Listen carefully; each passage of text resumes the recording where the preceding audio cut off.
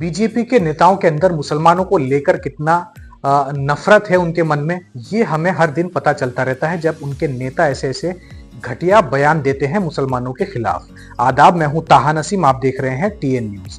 BJP नेता और महाराष्ट्र सरकार में कैबिनेट मंत्री नितेश राणे ने एक बार फिर से सभा में मुस्लिम समुदाय पर निशाना साधते हुए विवादित बयान दिया है।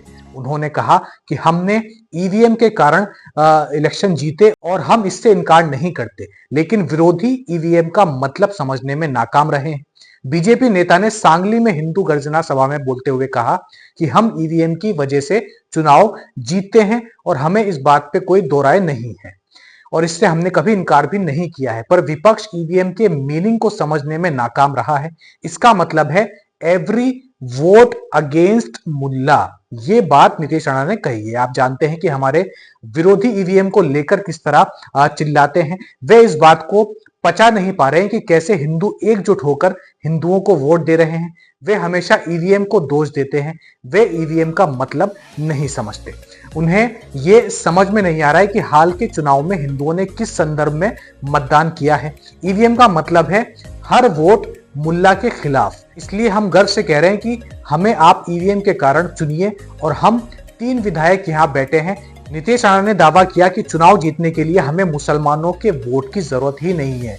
मैं मुस्लिम समुदाय के पास वोट मांगने नहीं गया था। मैंने उनसे कहा कि तुम जो चाहो करो, लेकिन इस बार हिंदू जागरूक है और उन्होंने हमें जिताया है।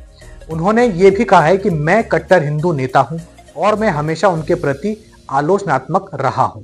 इसलिए उन्होंने मुझे हराने की योजना बनाई। मुझे हराने के लिए सऊदी और मुंबई से फंडिंग जुटाई गई, लेकिन हिंदू उनके सामने नहीं झुके। बीजेपी नेता ने एक बार फिर से लव जिहाद के ऊपर भी कुछ कहा है। इस पर उन्होंने कहा है कि जब हम महाराष्ट्र में लव जिहाद के पीड़ितों से मिले तो हमें पता चला कि वे पैसे का इस्तेमाल करके हमारी बहनों की जिंदगी कैसे बर्बाद कर देते हैं। उनको मालूम है कि हमारी हिंदू बहनें कहाँ रहती हैं, कितनी अमीर हैं, और फिर वे खुद को तैयार करते हैं और तय करते हैं कि उन्हें कौन सी कार दिखानी है, वे कौन सी कपड़े का इस्तेमाल करते हैं और कौन कौन सी ब्रांड की घड़ी पहनते हैं। इतना भी इन्होंने बात कही है। वे हमारी बहनों को निशाना बनाते हैं, वह पैसा उनकी जेब में इसी तरह के बाजार से होकर आता है। आपको बता दें कि लोकसभा और विधानसभा चुनाव से पहले राज्य भर में नितेश राणा के नेतृत्व में दर्जनों हिंदू आक्रोश मोर्चा ने प्रदर्शन किया।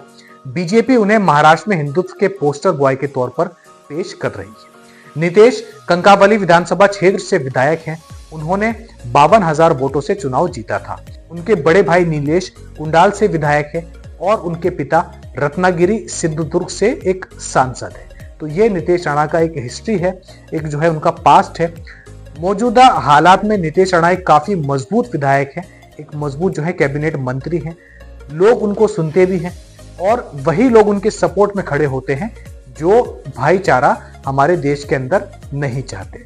जो हिंदू एकता चाहता है वह नितेश राणा को सपोर्ट नहीं करता है, और जब वे इस तरीके के बयान देते हैं तो हिंदू भी उनके खिलाफ जाकर बोलते हैं।